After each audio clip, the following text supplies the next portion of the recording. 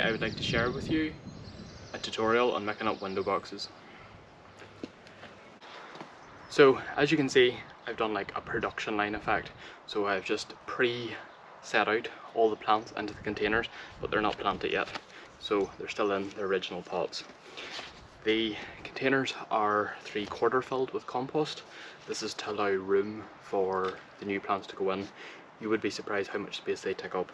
So rather than filling the containers right to the top, what happens is you end up wasting your compost and knocking it out, and therefore you're creating work for yourself just having to clean it up. So by filling them 3/4 full and then allowing your space for your new plants, if there is any gaps you can add new compost later.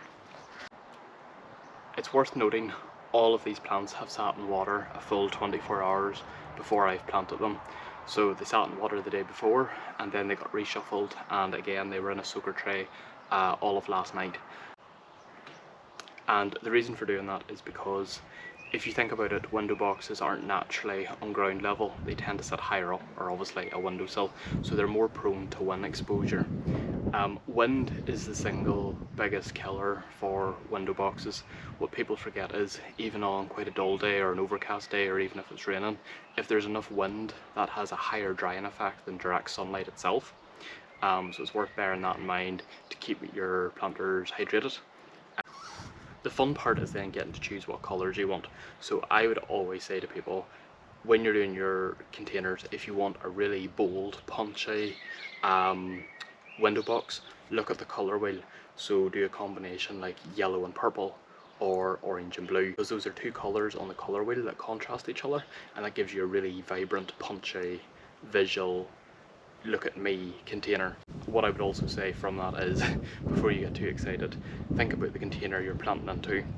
So these containers are a 90cm rectangular tub and they're in white.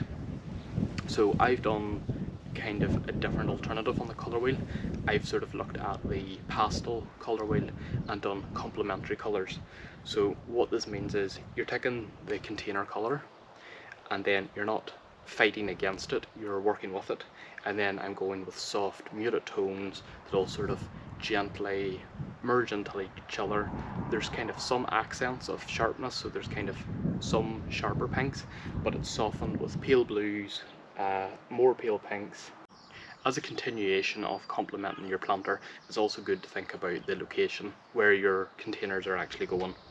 These containers will be on display and will be able to view throughout the summer at the Adelphi Hotel in Portrush.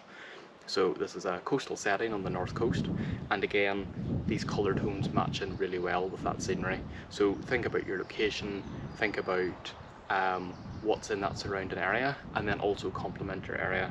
If you work with your location, if you work with your container, you'll get a much more strong, a much more complementary visual aesthetic, and it really will work wonders.